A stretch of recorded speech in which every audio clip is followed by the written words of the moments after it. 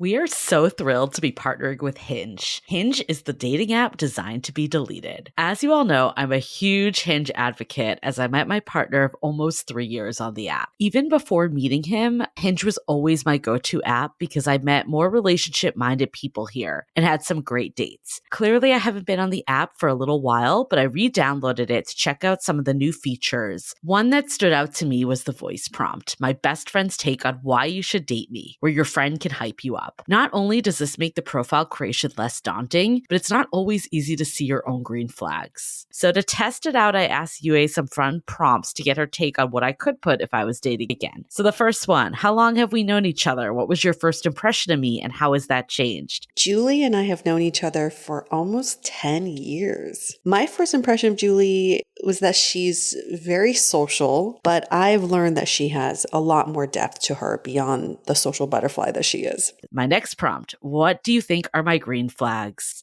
I would say she's deeply loyal. She believes in love, curious mindset, and she is fearlessly ambitious. And then last but not least, what kind of friend am I? Julie is the kind of friend who will always have your back, no matter what. Damn, that feels nice to hear. So download Hinge and try voice prompts today. Then find someone worth deleting the app for. I was so excited to get my shipment from Last Bottle Wines in the mail the other day, full of incredible red wines, all from Napa Valley. I love wine tasting, so having this to my door couldn't be happier. Also, couldn't be more excited that today's episode is brought to you by Last Bottle Wines. If you don't know already, they're a Napa-based online wine shop with a twist. They offer just one handpicked wine per day until it sells out, and they're always at incredible prices. We're talking 30 to 70% off retail. And the best part is that there's no subscriptions, no fees, and no minimum purchase. And I could not be more excited to bring this offer right now because they're having a marathon sale, which is coming up March 28th and 29th. Even better, we're offering Dateable listeners 10% off your first order with code DATEABLE. So if you are a wine lover like me, this is a great time to join. And did I mention that shipping is 100% free? So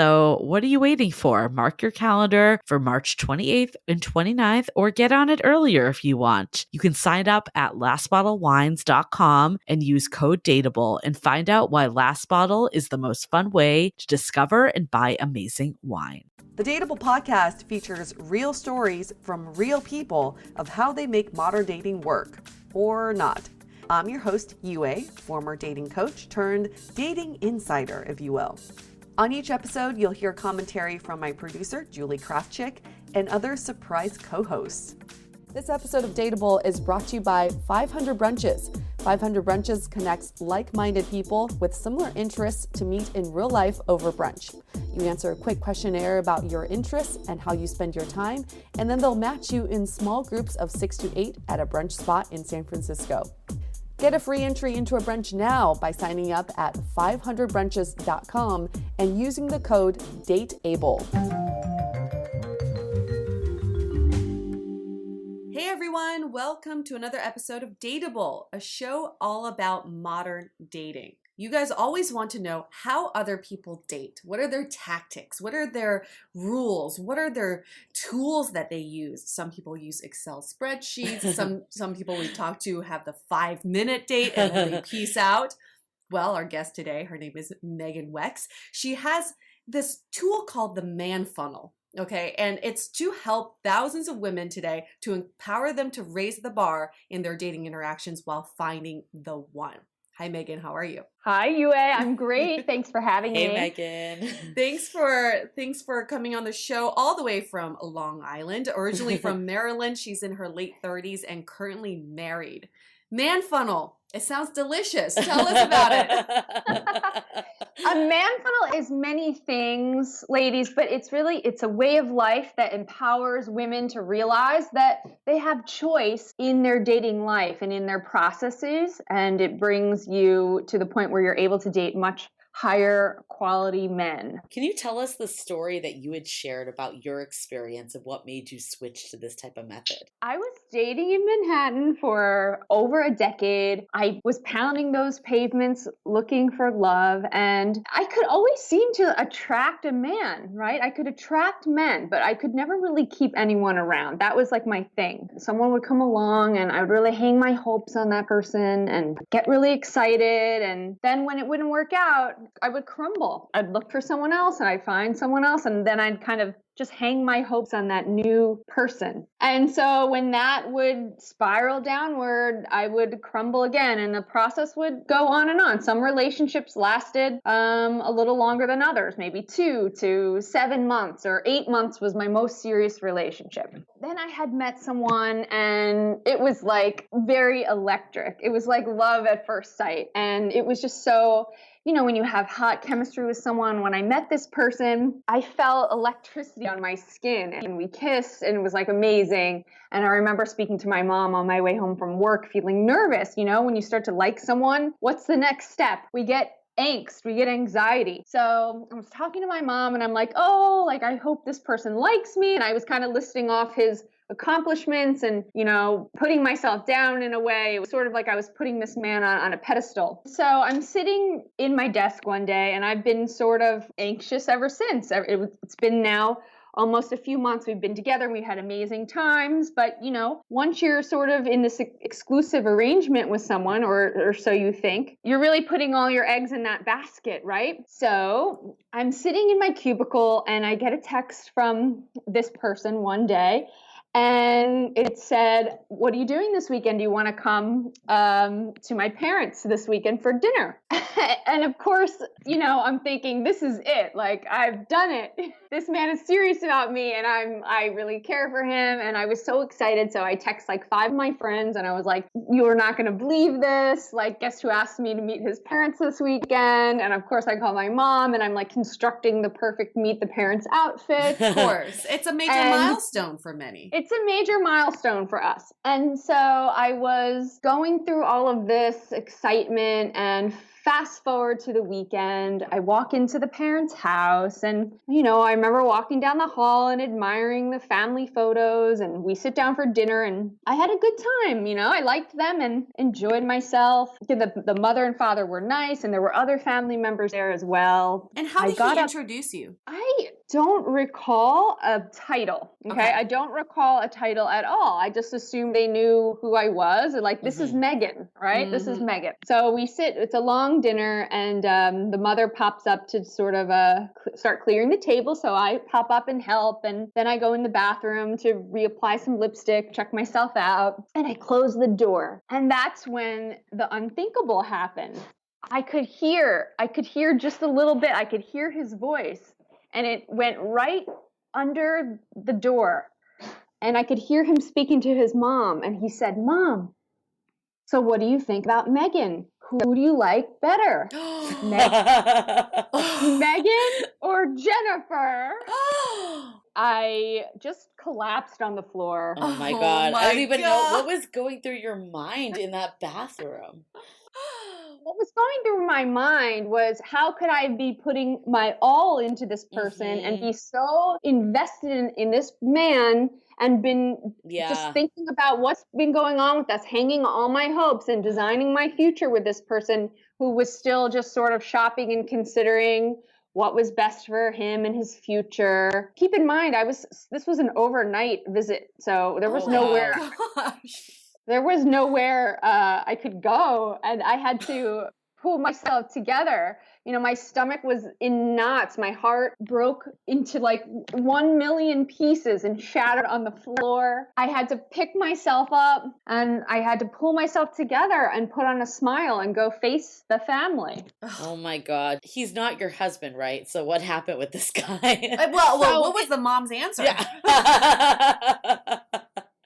I couldn't hear that. I did not hear that part. Okay. It was his voice that was coming right under the door. Then I was just like, went blank. I was just so upset. I was like I was trying to hold back the tears and then pull myself together, to go out there. Shortly after that, I mean, it obviously the relationship didn't really have that many legs to stand on, and it turned out that he went on and married this other woman. Oh, wow. Oh, so I Wow. guess we got our answer. So with all of this, is this kind of the catalyst of what drove the man funnel? So what happened was, coincidentally, later around that same week, I was in a business development role on Wall Street. It was a very cutthroat kind of sales position. And my boss had handed out to my team these notebooks. Each page of the notebook had a drawing on it.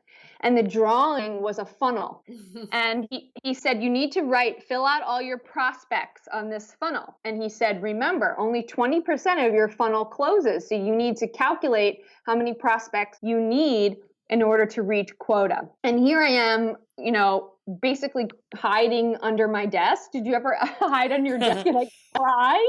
It's like I couldn't get through the whole day because I was so withering and sad and crumbling. But so lo and behold, this was very symbolic for me, because during that time was when I received this funnel, and I'm thinking about math here, and I'm like, I want to meet someone soon. So why am I putting all my eggs in one basket? I need a man funnel. I need a man funnel. After that, it truly empowered me to realize that I was going to make sure these men were really invested in me, and I was going to qualify them just like I would qualify a client that I was hiring for my company, right? Like I would qualify them as a good candidate and who also was highly interested in me. And I started dating in this new way. And when friends would come and they were upset about a guy, I would always say, you need to go fill your funnel. And Get those leads in. Something that my friends and I we would email after the weekend. Two of my best friends, we were all in Manhattan and single, and at the end of the weekend, like on Monday morning, we would send to each other an email called the funnel report. Oh my God. And it would have everyone in the funnel, and then the bottom of the funnel would be like the shitty ones that were falling out or whatever. And we would label it top of the funnel, bottom of the funnel. I'm like thinking of my work and how we talk about bottom of the funnel and top of the funnel. I just can't even imagine. So how does the man funnel work?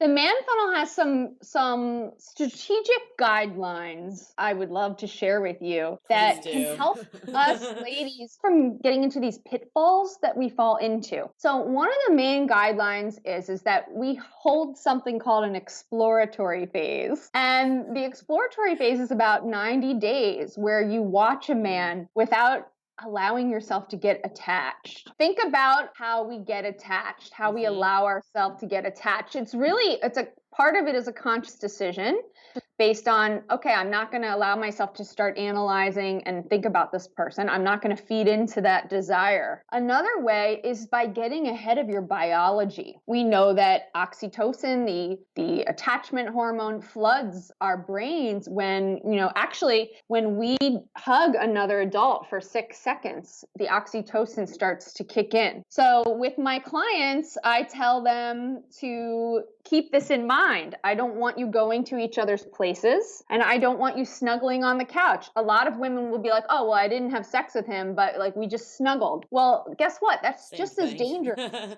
because you're going to start getting attached. So 90 days, you just said? That's a long time So with no snuggling. Yeah, I guess my question is, how do things progress, though, with the right guy if you're kind of holding back in some of those regards? It's all about setting their expectation properly. And let me tell you this, like 90 days is what we're striving for. It is hard, especially when you find someone you really connect with. And that's part of the problem. When we feel that dangerous chemistry, like I did with person in the story, right? Sometimes chemistry is a trap. And what I help women to do is build an intimate, deep bond through mutual respect and shared vulnerability. So what we're doing is creating the kind of bond that lasts forever in another way, not because we're attracted to each other initially so much and we just need to rip each other's clothes off. What are some of those ways? A lot of us women, I'll tell you this, we're waiting for a man to show us some sign that it's safe before we reveal our heart. We're waiting to see if he likes us, but it's backwards. That is backward. What we need to do is realize that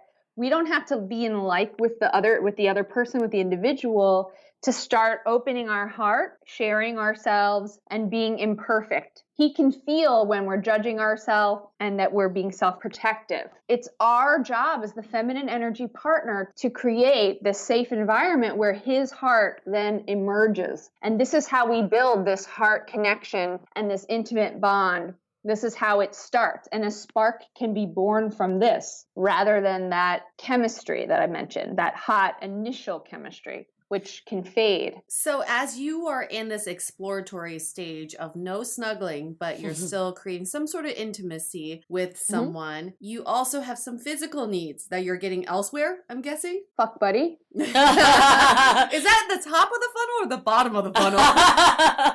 The funnel's really just He's men not who in the funnel. He's not even in the funnel. Ladies, let me just preface it. This dating model is designed for women who feel pressure of time and they really want to streamline their dating processes. If you're like, not looking for a life partner period, or you don't feel like you want to fall in love and find that partner soon, or maybe you just want to cohabitate, share rent with someone for a few years while you finish your graduate degree, the Manfunnel method is not necessarily for you.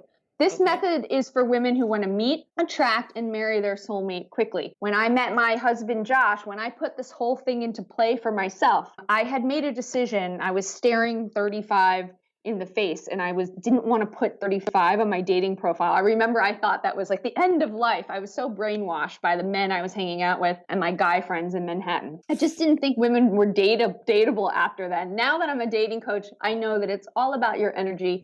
Women of all ages are finding love. But at the time, I felt like just had to find someone that year. So I put this whole thing into play like a well-oiled machine. It was between the 5th and 6th month that Joshua proposed, and it was before a year that we were married. When you met your now husband, what did your funnel look like? There was another person in my funnel that I liked a lot, and I was attached to him. I really liked this person, but I will tell you that I knew to keep allowing things into the top of the funnel. So when this person went to Europe to a wedding and then completely ghosted me, Josh was in my funnel and we had already been on a handful of dates. So he just became the front runner. He just became, he took more of an important role.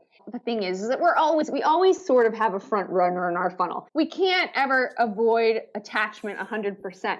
But because I had other people in my funnel and I was always filling the top of the funnel when opportunities came, I knew he ghosted, but it wasn't, and I knew I cared about him a lot, but it didn't hurt in the same way that things had hurt before. It's like the next day I had a date with my now husband, and I would continue that even though at that point I realized I had an incredible man and things were looking good with Josh. I got a call, an opportunity for another date with someone interesting that I was being set up with, and I took the date even though things were progressing with Josh. I still filled the top of the funnel even though I was starting to feel serious about someone. Do you see what that looks like and how that made a difference? So you always want to keep your options open or have other options. Even though you're starting to feel excited about a man, instead of just laser focusing on that man and start to sink your claws into that man, once you're excited about someone, it's the best time to put someone else in the funnel to dissipate that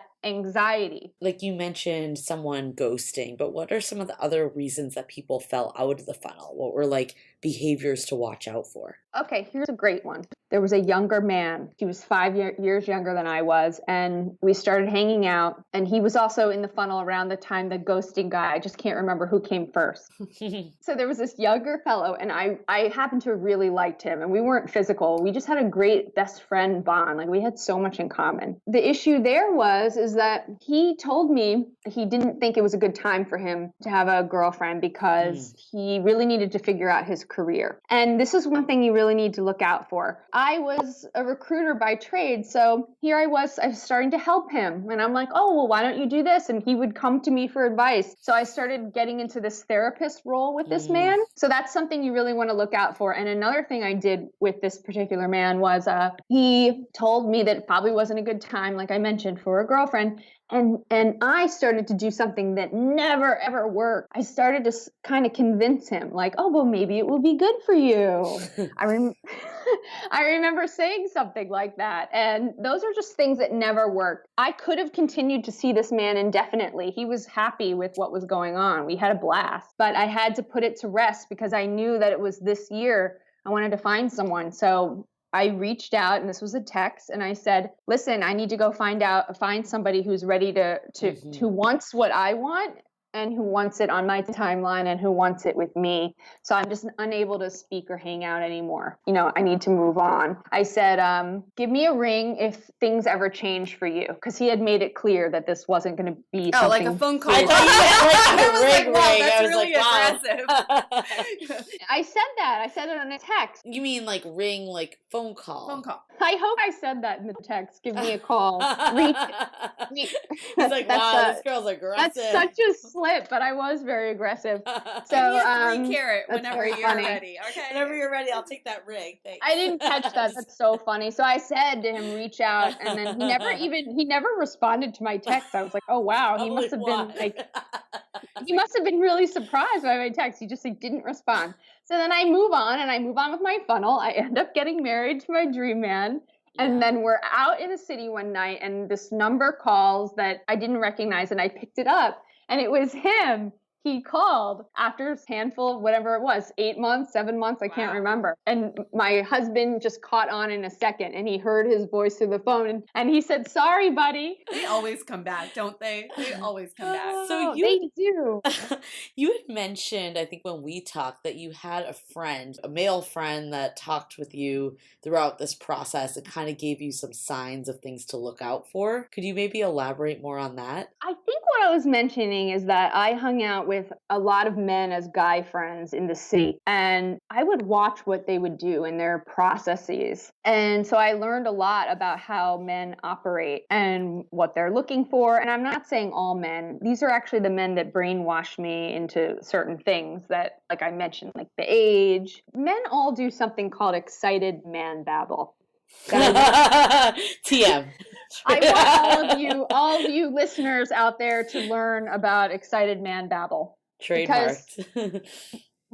Yes, that's a good idea. Most men will do excited man babble, and I think it's only a small percentage of them that they're saying things that they don't actually mean just to get you in bed. I think it's the exception, not the rule. I think the rule is that this man is truly excited about you, and he's going to say and do things that he may not be able to back up if the relationship moves too fast. And then basically his excited man babble, what I want you all to watch out for, just take it with a grain of salt. Because what I see is the excited man babble gets us excited, and then it raises our expectations to a place where he can't necessarily fulfill it. And then all of a sudden we're driving the relationship. And we're like, oh, but you said this, you said that. So this is why one of the reasons why I created the exploratory phase, because anything that man can say, you need to see if it checks out over time, over that 90-day period with consistency. A man who's serious about you will stick around while you're not physical with him, while you're building that friendship part of the relationship. He will. And depending on different things, I think you can snuggle sometimes, but if you're feeling like you like this dude, and you're going to get attached, that is when, I would say certain scripts to kind of keep things at bay. And then after the 90 days, what happens next? What happens is if you're going to move into exclusivity with any man, then you just have a little bit of a checklist, which is what I mentioned. You want to make sure that you both are on the same page with what you want out of a relationship, what you want out of life, and also what the timeline is on that. When Josh asked me to be exclusive, I told him initially, listen, I'm not looking to be a girlfriend. I'm looking to be a wife. I'm just not looking to be a long-term girlfriend. So I thought about it over the next week or so on our next date. And I said, you know what? I think that I'd be willing to be exclusive with you. And I'm so enjoying spending time together. I just want you to know that this isn't a long-term thing. I don't want to be a long-term girlfriend. What was his response? So he said, I understand that. So I knew we were looking for similar things when we moved our relationship from just dating to an exclusive relationship. And did you give him a timeline? I don't think I said within the year, but I did say, look, I'm not looking to be a girlfriend. I'm looking to be a wife. One day it was like this emergency. Like he took me out to lunch. I was working downtown.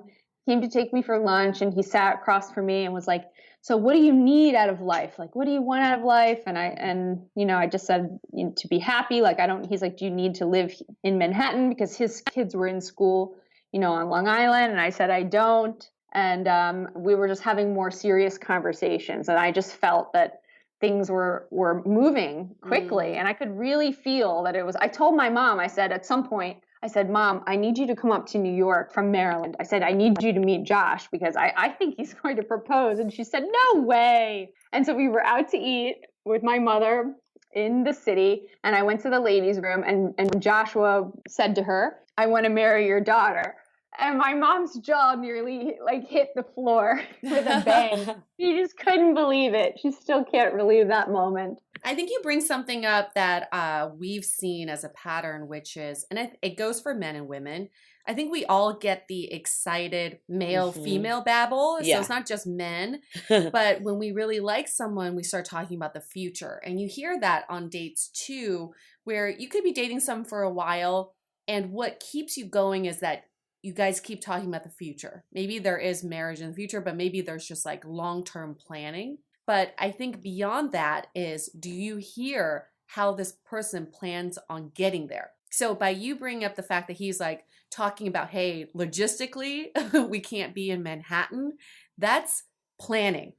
And that goes beyond the excited babble, right? And I think that's something we can all look for, instead of saying, oh, in the future, I see myself being in a very committed relationship with kids. The better question is, how? How are you going to get there? Okay, so beyond this, all right, we're past exploratory stage. Now you're observing your partner, see if they're consistent with their actions and their words. And then you move into exclusivity. What happens after exclusivity? This is the thing. I really don't want you to move into exclusivity until you know that you two are on the same page and this is moving exactly where you want it to move. And if it stops and if it gets stagnant, I want you to be prepared to say, listen, I'm not feeling appreciated. I'm not feeling inspired. I don't want to put pressure on this relationship. So, I think I need to explore and find options until you know what you want to do here. I think being a girlfriend is as important decision as getting engaged, because it puts us in this safe holding pattern with a man where he can Netflix and chill. When he realizes that you're not going to be in exclusive engagement until he knows really what he wants, it puts a man in a position to have to make life decisions about what he truly wants. So you're basically saying put off being exclusive with someone until you've really vetted them and making sure that you guys are on the same page. Exactly. Totally understand this. And I know we've had a lot of different, as you started this, a lot of different ways that people approach dating. I think probably the polar opposite to this approach is people that are just going all in with one person and they're really giving it them all and just seeing what happens. And if it doesn't work out, they'll move to the next. How would you respond to that methodology? It's time to take a quick break so we can tell you about our current sponsor, Zola. Join 500,000 couples who've used Zola to reinvent the wedding planning and registry experience, making the happiest moments in couples' lives even happier. Now, I asked a friend of mine why she used Zola, and she mentioned how easy it was to register for newlywed life. Their store had the widest selection of gifts at all different prices, with over 500 top brands, from KitchenAid to Sonos and Airbnb. Also, she said she just loved their free wedding website that she created in minutes. There are over 100 beautiful wedding website designs to choose from that fit any couple's style and every type of wedding. You can easily add photos, stories about how you two met. She could even add an FAQ section to help address those awkward questions like, can I bring my kids, or do I have a plus one? To start your free wedding website or registry, go on Zola. That's ZOLA.com/dateable. Again, that's ZOLA.com/dateable. Now back to the show. I think probably the polar opposite to this approach is people that are just going all in with one person. How would you respond to that methodology? I would say that linear dating is a dangerous choice for a woman who feels that she's under a time crunch. Perhaps she wants to have her own biological children, or perhaps she just wants to really take that serious step with someone. Linear dating is not for the woman who feels that she wants to meet someone soon. And this is why. Let's say it takes 3 months for you to get online and go out and find someone you're excited about. Your ratio can change depending on how good at finding men you are and, how flexible you are. But basically, it could take 3 months, for example. Most breakups occur between 3 and 5 months. So let's say you date this man for 5 months and then it goes south. And now let's say you were hurt in that arrangement. So you're healing for a month before you can even get out there. Let's count how many months we're talking about so far. A month of healing, 5-month relationship, and maybe 2 months of finding someone, right? So that's 5, 6, 7, 8 months into one man already. Now it takes us 2 more months to find someone. How many months are we at now? 10. So how many men can we truly get to know if we're exploring men in a linear fashion? So here's the other scenario, which is every rom-com out there. Okay, you said something earlier, which is if you feel really good about someone, you really like them, that's when you should really fill the funnel. So this is what I see in a rom-com situation. The girl and the guy start dating. They really like each other. She feels really good about it. Her friends are like, dude, you're getting too into this guy. Fill your funnel. Go on some dates. She goes on a date with the guy, and the guy she really likes ends up seeing her on this date and says, hey, I didn't know you were dating other people. You just fucked the whole thing up. Right? Don't we all see this rom-com playing out? Sure. What would happen in that scenario? What advice would you give the girl? That might happen to someone if they just want to go try and do the man funnel alone. I teach a course on exactly what to say and do through this whole process to set a man's expectations. So I want you to do what's in integrity for you. And what would be in integrity for me and what is that I would say, listen, I'm really looking to take my time here. I don't want to get into any physical relationship, and I just want to get to know you on a friendship level and just see if we should proceed after that. I see. Okay, gotcha. So I totally see that, but then I'm just, again, playing devil's advocate. What about the guy that takes that to be like, oh, she's not interested? You want to definitely make it clear that you're interested and just be like, I am really attracted to you. And this is not going to be easy, but I also I'm not looking for anything physical, and I really just want to take my time and get to know you. Now, the problem is we get excited about a man, and we're generally, what I see is people are sleeping with the person right away, 3rd date, let's say, and then they're doing another thing. They're getting into these patterns where they're hanging out with him multiple times a week. And when you hang out with a man 2 to 3 times a week for 3 weeks, how can you possibly be dating others? And all of a sudden, that's your boyfriend.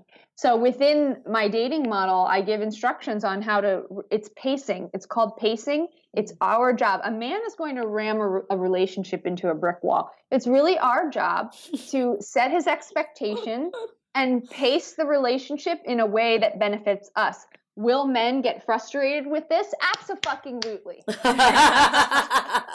best thing that I heard today in my Man Funnel, I have a Facebook group online, the Man Funnel. It's free, and I help women all the time. But I have a smaller members only, and the best thing someone said this week, and this is a woman in her 50s, guys, and she hadn't had a boyfriend in forever. When I asked her about her relationship history, there wasn't much to speak of. Wow. She's got this man courting the hell out of her right now. She said, I love this feeling of having men have to woo me for my affection. She said, this is so new. And then what she said that was novel was the man said, he said, you're a frustrating challenge. And he said, but I like it. And then he said, it's my responsibility to be so good to you that you don't want to date anyone else. Get the competition going. Yeah. Okay? This is the kind of thing that puts you on that pedestal. Remember how I had that other dude on the pedestal? Mm-hmm. This is how I switched to being on a pedestal. And the man will see you that way for the rest of your life. It's so conflicting, right? Because Julie and I have spoken to so many people about their different opinions of how relationships really work. And some have this idea that you have to play games to a certain extent. You have to set rules and boundaries and standards for yourself. And others would say, if it works, it just works. And you don't have to think about all this stuff and be go into these exhausting games. What's your opinion about that? Some people feel like it should just be natural. And I hear you. Who can do that? I couldn't do that then. I was a person who I had angst. I would get attached. So I needed guidelines to really help me get through this personally.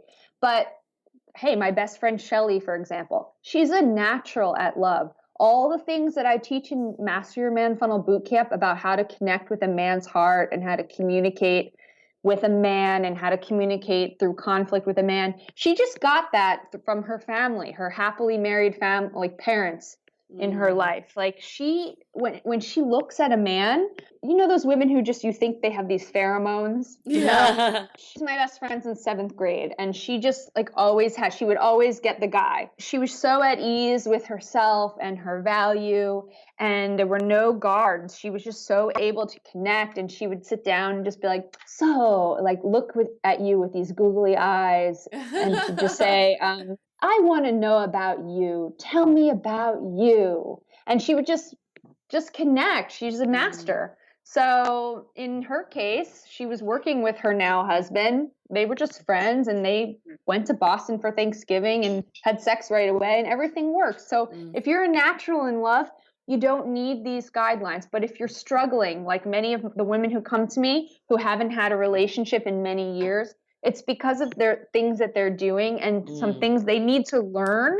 So the guidelines I give, and I totally agree with you. These are not games though, but the guidelines that I give, they train a woman how to show up as that high value woman. And when she gets it, these guidelines are made to be broken because when they get it, then they can throw them all out the window. And that's my hope for them. That's my wish. So it's basically all about like empowering the woman and making her feel like she's comfortable and at ease and not necessarily anxious. And if that's the case, then it's teaching her ways to like get that on the byline. It's a way to prevent her from getting, like, we all think, okay, here's a situation where you're like, oh, I'm cool, I got this, like, I'm not going to get attached, like, I'm going to be fine. And then you sleep with him. And then on the back end, you start feeling that angst, right? And you're like, oh, I shouldn't have done that. So my guidelines are for the woman who just wants to date in a smart way to protect her heart a little bit. So it's not a fear-based approach. It's just a way to look both ways before you cross the street for a woman who sometimes gets hit by cars. And also part of that is recognizing patterns. We all do the same thing over and over again, and maybe it's just trying something different. Right. For I once. think the part that you mentioned of just like watching someone and observing them is really, really important, because I agree, like the second like you do have the blinders on, you can miss very obvious things of how they're treating you and treating others and all of that. Yeah, Sure. and I think part of that initial excitement is that you only choose to hear what you want to hear. So then when you revisit the conversations later, you kind of think, well, he did say that. I just chose not to hear that. So it's more objective. The red flags are always there in the beginning. And then what you're saying about the blinders, what you're saying about the blinders is biologically proven. Like when the oxytocin flows, our frontal lobe becomes like a huge percentage less effective. So I do want to mention what you said about like all these games seeming so complicated and everything. I know it seems like a lot to take in at first, but this is just becoming authentically hard to get. I don't want you to not see him 3 times a week because, and make up something. I actually want you to be busy. So I want you to fill up your man. If you don't want to date other people, you can fill up your man funnel with things that you're doing to date yourself. Chasing curiosities or just bettering yourself in what other ways, doing self-care. It does not have to be other men, but if you're dropping your life for this man and you're always showing up, so quickly, and you just like all of a sudden this man comes along and boom, you're just 100% in, I think it's a dangerous path for some women. Everybody just has to find a method that's suitable for them. And part of that is knowing what do you get hung up on when you're dating. I think for me personally, I get hung up on disappointment. And that disappointment always comes from these expectations that I never communicated. It's just in my head. So I know for myself, these are some guidelines that would help me to curb that disappointment. Maybe for some of you who are listening, maybe you're just a natural at connecting with people. So maybe what you should be managing is figuring out what your true feelings are, what a real connection is versus just because it's so easy for you to make connections. What are some of the lesser strong connections? So should we go into some of our takeaways from this conversation? Yeah, let's do it.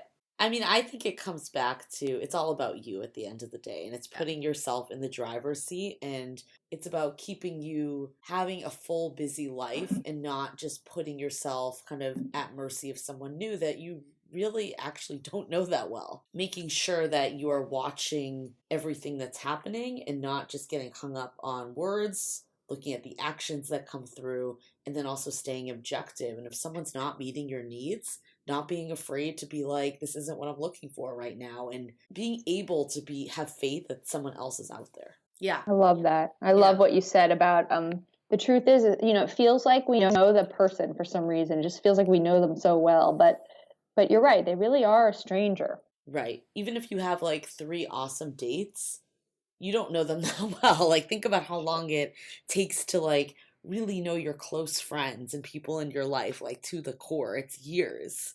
And think about it, it's like sometimes we feel like we know the person so well, and then when they back away and get all silent and weird, then we're like, oh my gosh, I really didn't know him. And it can be shocking sometimes. Yeah.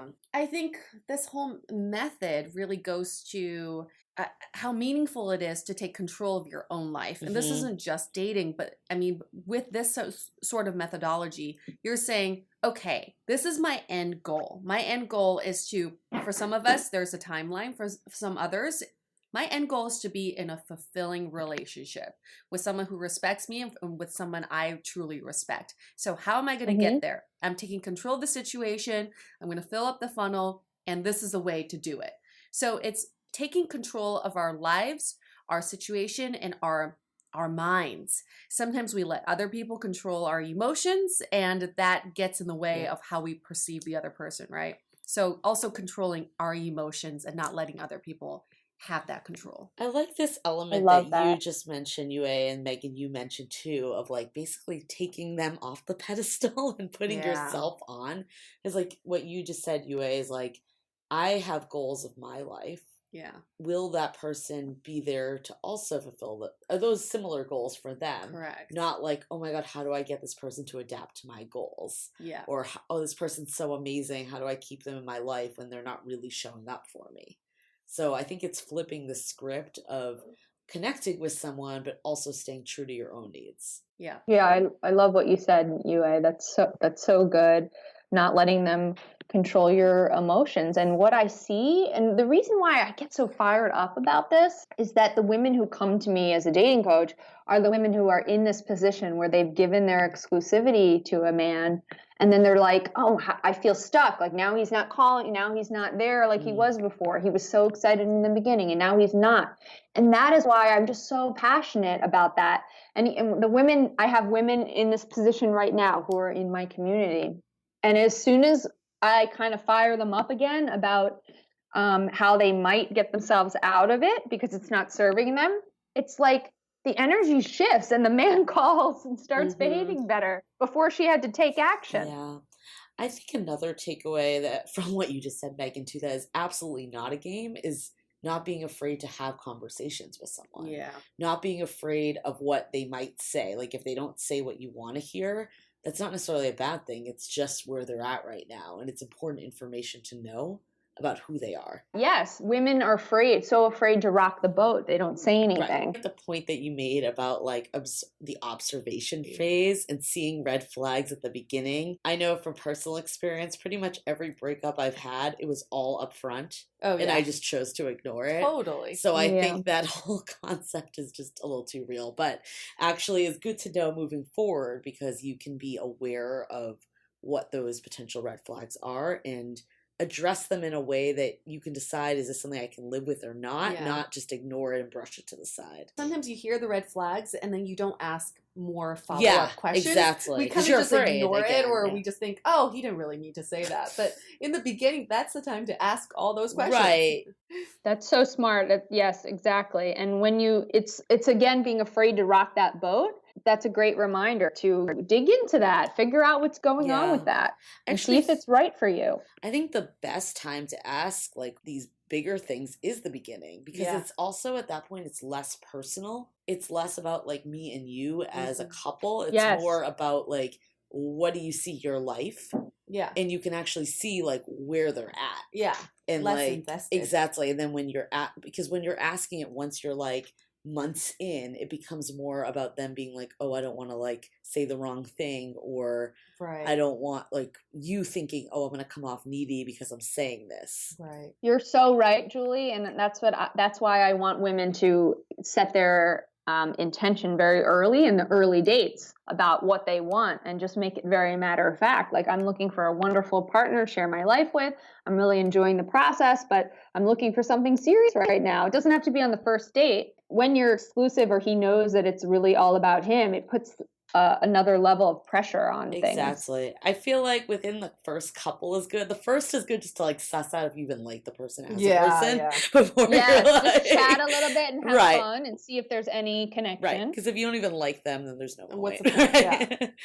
He can feel when you're doing that too. He knows when you're accepting something that's not the full pie, or accepting scraps from him. And then it ultimately lowers the value that he has for the relationship. So the way you need to approach it is like, I know what I want, and not said in these words, but it's sort of like, if I'm not getting that here, I'm going to go find it. And it's sort of an energy that you have, the way you express it. Doesn't have to be so aggressive like that. Yeah. But he needs to know that you're not afraid to find what's ideal for you. I think what has always bothered me about women's self-help books and messaging and magazines would be the way they always talk about, don't scare him away. Yeah, agree. Don't say this because you'll scare him away. Don't call, don't text. Do this because you're going to scare him away. I think we have to think about the other end is, this is what I want. If it scares him away, then he's not the right person for me. So don't be afraid to have those conversations. Talk about your expectations. Talk about your standards. And if he's not willing to live up to those standards, then it's not a good fit. Right. He can go away. Exactly. He can leave the funnel. And that's the perfect mindset. That's exactly the goal that I want. And the issue is that a man comes and it's like they only see this man. It's like they want me to tell them whatever I can say and do to give them to keep that one man. And it's, for me, it's always about who's the best man for you. Yep. I think it also comes down to the fact that at the end of the day, this is a relationship between two people. Yeah. Which is equal partnership and respect and all of that. Not you trying to win someone over and vice versa. So if you're not on the same page and not having those conversations, and you're just trying to see what you can do to not rock the boat, then you're not really even in a relationship. You're just in a pleasing situation. Right. Exactly. I love that. Yeah. Shall we go on to a question of the day? This question comes from Chelsea, who says, as I'm dating more and more, I'm getting confused about my feelings towards people. When I really start to like someone, I feel like I should have more people in my pipeline to offset my chances of getting hurt. Is this a good tactic? Megan, I know earlier we sort of talked about a similar issue, but I feel like it's a little bit nuanced than that. So what would you say to Chelsea? When I was dating Chelsea, I was not giving my exclusivity, but I was doing this with integrity. And I want you to stay within what's within integrity for you. The problem that I find is a lot of women feel guilty when I tell them to explore other options or date multiple men. They feel guilty about that it's out of their integrity. But the question is, are you being within integrity for yourself and what's truly best for you in your timeline? That's really the question. And if you sleep on this and wake up and realize that it's in your best interest to not date in the linear fashion, I urge you to keep the top of the funnel inviting. So if something comes along, you don't have to actively, like when I was seeing Josh a little more, if I was a little deeper, I wasn't like online anymore or necessarily actively seeking, but a date had come along and I entertained that date and had a cocktail. somebody eventually is going to still be there consistently over time. He's just going to win your heart, and that's going to be the man for you. Yeah, I think you can still be authentic. I think as long as you're showing up and you're authentic with them, and it's not like that you're not protecting yourself in the sense that you're playing games and putting up a wall, but protecting yourself that you're staying open to other possibilities if this right person isn't. So giving them the opportunity still, but also putting yourself in the driver's seat.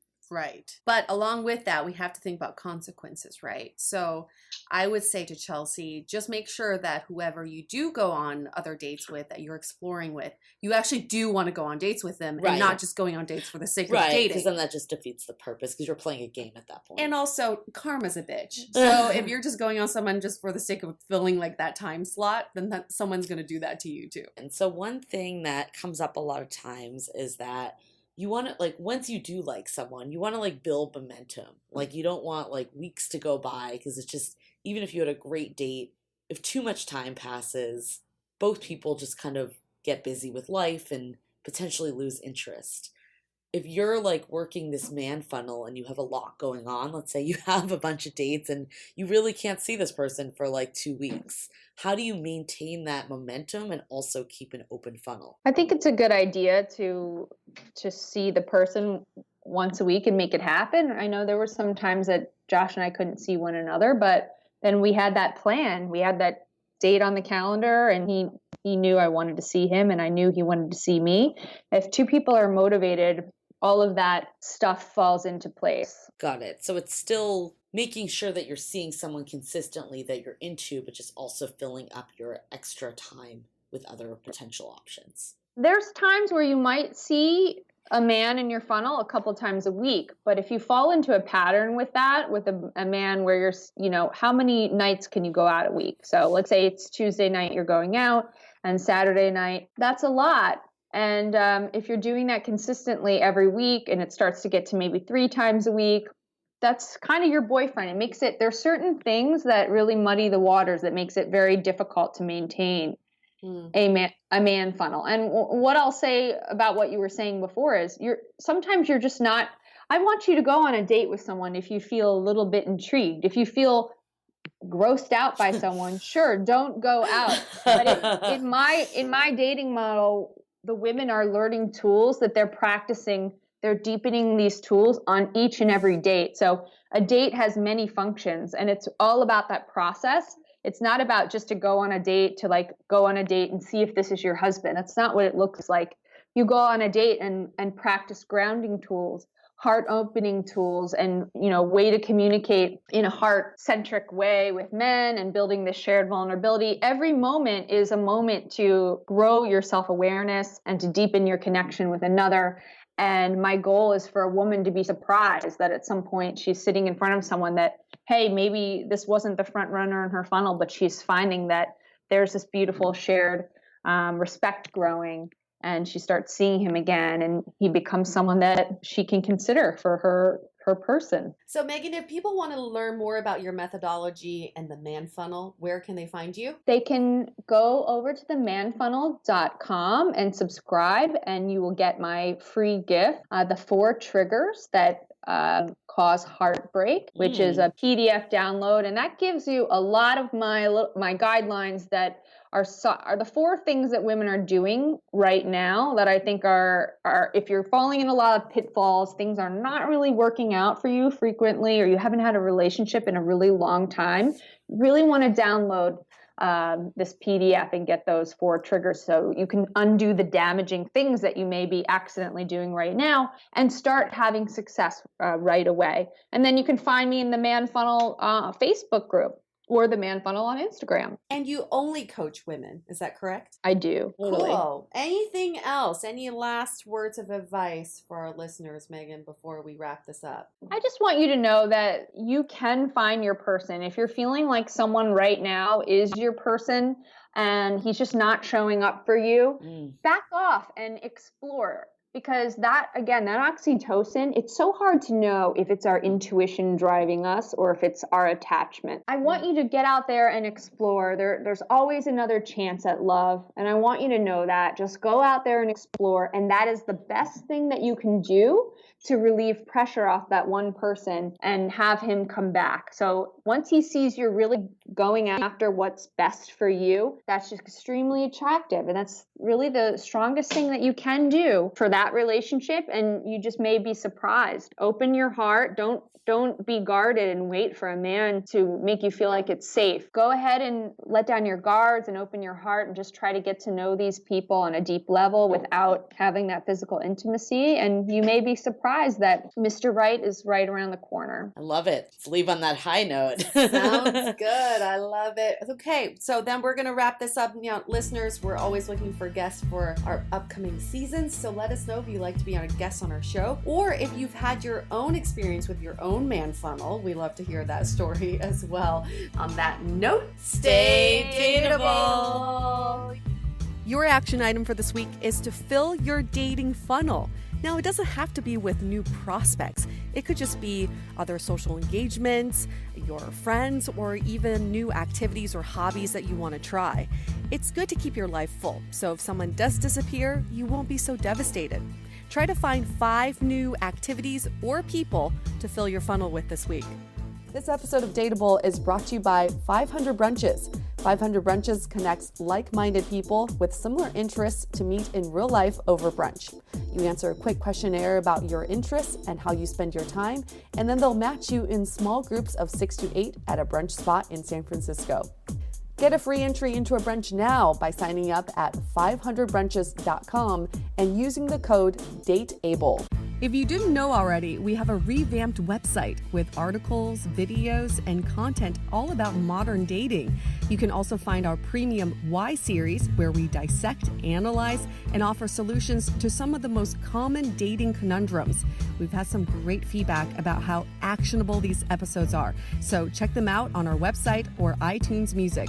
Also, visit the site today to see the latest about coaching, where we connect you with Dateable approved experts to help with everything from dating profile reviews, coaching, and even gathering real feedback about your dating style in a personalized and affordable way. To connect with us, visit dateablepodcast.com. You can also find us on Facebook, Twitter, and Instagram, all under Dateable Podcast. Don't forget to subscribe and auto-download the podcast on iTunes or your favorite podcast player so you never miss an episode.